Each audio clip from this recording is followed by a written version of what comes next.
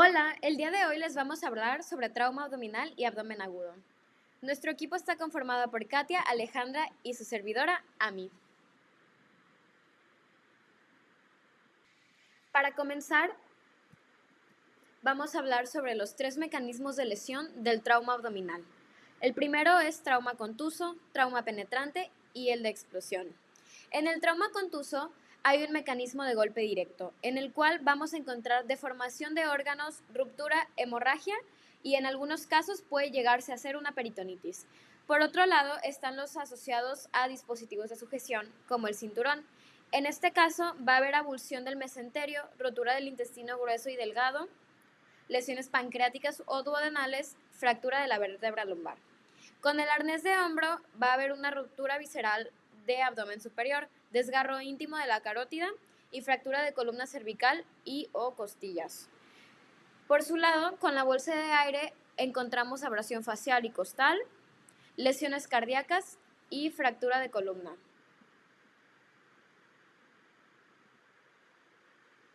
En el trauma penetrante están las heridas de arma blanca. En este caso se tiene que preguntar la cantidad de veces que se trató de herir a la persona, los sitios en donde se hirió y hay que identificar todos y cada uno de ellos. En este caso vamos a encontrar afectados el hígado, el intestino delgado, el diafragma y el colon. Con las heridas de arma de fuego hay que verificar la trayectoria, la expansión y si hay fragmentación. Vamos a ver afectados el intestino grueso y delgado, hígado, estructuras vasculares abdominales también.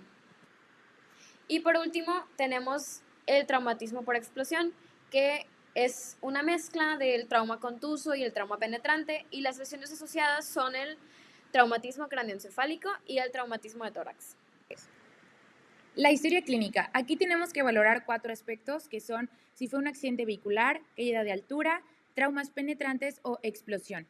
En el accidente vehicular tenemos que checar a qué velocidad iban, el sitio de impacto, si las bolsas de aire se activaron o no y los pasajeros qué lugar ocupaban.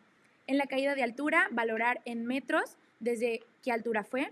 Los traumas penetrantes, checar el tipo de arma, el momento de la lesión y el número de heridas. Y en la explosión, qué distancia se recorrió y si era en un espacio cerrado o en un espacio abierto. En el examen físico, aquí vamos a valorar también 4 cosas, que es la inspección, auscultación, palpación y percusión. En la inspección debemos de descubrir totalmente al paciente, checar si hay lesiones, pliegues dañados o incluso hematomas. En la auscultación, verificar ritmos cardíacos e intestinales.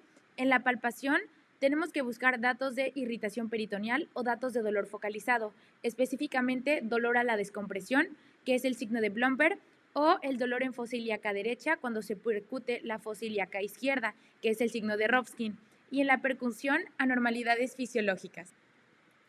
Los adjuntos de la valoración primaria son 4, son la sonda Foley, la sonda nasogástrica, la radiografía y el eFAST. La sonda Foley nos ayuda a aliviar la retención y evaluar el monitoreo de uresis. La sonda nasogástrica nos ayuda a la descompresión gástrica por un lavado peritoneal. Esta hay que recordar que está contraindicada en lesiones o en sospecha de lesiones sobre la lámina cribosa, ya que se puede ir al cerebro. En la radiografía, esta de preferencia debe ser radiografía de abdomen, AP y lateral. Cuando es vertical, debemos de identificar la presencia de un neumotórax y aire intraperitoneal. El IFAS, The Extended Focus Assessment with Sonography in Trauma. Su objetivo fundamental es detectar líquido libre en la cavidad abdominal y o líquido en pericardio, en el contexto de un paciente politraumatizado, y decidir si precisa cirugía urgente, así como en el examen básico del tórax para descartar neumotórax. El estudio abdominal se realiza de 3 a 5 minutos. Es un estudio fácilmente reproducible y con alta sensibilidad, excepto en rotura de víscera sólida como rotura hepática o esplénica. El IFAS consta de 5 ventanas. La primera es la ventana cardíaca. En la imagen se debe visualizar las 4 cámaras cardíacas y en condiciones normales el pericardio no se debe visualizar. La segunda es la ventana del cuadrante superior izquierdo en la que se valora el vaso y el riñón. La tercera es la ventana del cuadrante superior derecho. Aquí debemos visualizar ambos polos del riñón derecho, tanto el superior como el inferior. En condiciones normales vamos a visualizar en la parte más cercana el traductor del hígado. tenemos que checar el riñón y el hígado y el espacio de Morrison. La cuarta es la ventana suprapúbica. Aquí valoramos dos estructuras, la sínfisis del pubis y las fosas ilíacas.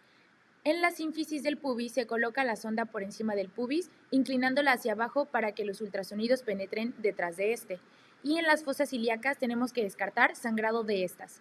En la ventana de tórax, que es la quinta ventana, tenemos que descartar presencia de agua libre o aire libre. La laparotomía de urgencias. Esta nos ayuda a diagnosticar trauma abdominal, heridas de bala, evisceración, hemorragia digestiva, peritonitis, aire subdiafragmático. Si no se cumple con estas indicaciones, se hace una evaluación y manejo conservador. Las lesiones pueden ser toracoabdominales, en el abdomen anterior, o lesiones de flanco y espalda. Las segundas son lesiones diafragmáticas. Estas son más frecuentes del lado izquierdo porque el hígado puede ocultar o servir de barrera protectora del diafragma derecho. Están ruidos cardíacos migrados y existe desplazamiento de las vísceras abdominales. Las lesiones duodenales, aquí está presente lo que es la ruptura duodenal y esta se asocia al impacto frontal en un accidente vehicular. Puede ser también un golpe directo sobre el epigastrio y esto puede ser con el manubrio de alguna bici. Tenemos que sospecharlo en pacientes que tengan aspirado gástrico con sangre o realizarles un TAC para ver aire libre subdiafragmático. Las lesiones pancreáticas. Estos pueden ser por golpes directos en el epigastrio y normalmente puede haber amilasa elevada o disminuida. Las lesiones de vísceras huecas se asocian a equimosis lineales y las lesiones de órganos sólidos, un 5% de estas se asocian a una lesión de víscera hueca. Bueno, ahora pasaremos al tema de abdomen agudo. Como introducción, tenemos que se ocupa de un diagnóstico y tratamiento precoz, regularmente quirúrgico. Son del 5 al 10% de las urgencias hospitalarias, además de que va a tener un cuadro clínico crítico que amenace la vida al paciente, como lo es la aneurisma de aorta abdominal, isquemia mesentérica aguda, perforación del tracto gastrointestinal, obstrucción intestinal, vólvulo, embarazo ectópico, desprendimiento placentario, infarto de miocardio con dolor irradiado al abdomen y una ruptura esplénica. Bueno, pasando a la evaluación del paciente, tenemos 3 aspectos que se evalúan: la anamnesis, el examen físico y el examen complementario y de imagen. En la anamnesis tenemos la mnemotecnia licia, ya que esta tiene que ver con el dolor. A de antigüedad, L de localización, I de intensidad, C de carácter, I de irradiación, A de atenuantes y agravantes y S de síntomas y signos acompañantes. Además, tenemos que dentro del examen físico se va a encontrar la inspección, auscultación, palpación y la más importante, percusión. Bueno, tenemos el diagnóstico diferencial donde están los tipos de dolor abdominal. Este es indispensable para poder conocer para que nos pueda orientar a qué patología aborda. Empezando con la localización del dolor en el hipocondrio derecho. Este puede ser por causa de algún cólico biliar, colecistitis o colangitis. En el epigastrio por alguna patología péptica o pancreatitis. En el hipocondrio izquierdo por alguna patología esplénica o algún traumatismo como rotura esplénica. En ambos flancos como la urolitiasis, que se puede extender hasta el hipogastrio. En la fosa ilíaca derecha puede ser apendicitis aguda, ileitis, perforación por neoplasia cecal y en mujeres puede haber una patología anexial. Y bueno, por último, en la fosa ilíaca izquierda puede ser susceptible de colitis isquémica, diverticulitis aguda y también en mujeres puede haber alguna patología anexial. Pasando a la obstrucción intestinal. Esta puede tener características como de distensión abdominal, inicialmente ruidos de lucha y posteriormente silencio auscultatorio, así como una percusión timpánica. Pasando a la perforación, esta puede ser por la salida del contenido intestinal o fecal, por gran irritación peritoneal y va a tener un abdomen en tabla. Y en la isquemia mesentérica aguda va a haber mucho dolor abdominal, va a haber abdomen blando a la palpación y si el diagnóstico se demora puede llegar a producirse necrosis de la pared del intestino con irritación peritoneal secundaria. Asimismo, vamos a tener 4 signos típicos, que son el signo de Bloomberg, el signo de Murphy, el signo de Cullen y el signo de Gray. Empezando con el signo de Bloomberg. Este es un dolor producido después de soltar súbitamente una compresión con la mano del examinador en algún punto del abdomen del paciente. Va a haber una defensa abdominal en la fosa ilíaca derecha y esta puede ser presente en apendicitis aguda. Pasando al signo de Murphy. Este es un dolor causado por la inspiración al comprimir el cuadrante superior derecho del abdomen. Es un dolor debido a la distensión vesicular y va a ser característico de la colecistitis aguda. El signo de Cullen, como podemos observar, hay una equimosis periumbilical. Este es por extensión de un hematoma de pancreatitis aguda necrohemorrágica a través del ligamento redondo del hígado. Y por último, el signo de Gray. Va a haber una equimosis cutánea de los flancos a nivel lumbar, como se observa en la imagen. Va a ser consecuencia de la extensión de un hematoma retroperitoneal hasta la piel a través de los espacios pararrenales posteriores y la musculatura lumbar. Sugiere hemorragia intraabdominal o en el retroperitoneo. Puede ser por alguna rotura de aneurisma abdominal o pancreatitis hemorrágica.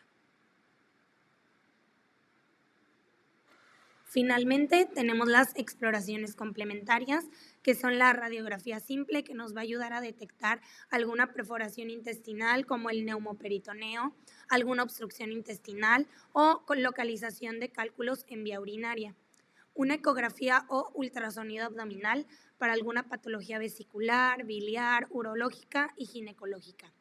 Una tomografía axial computarizada abdominal para patologías retroperitoneales, traumatismo abdominal, obstrucción intestinal o diverticulitis.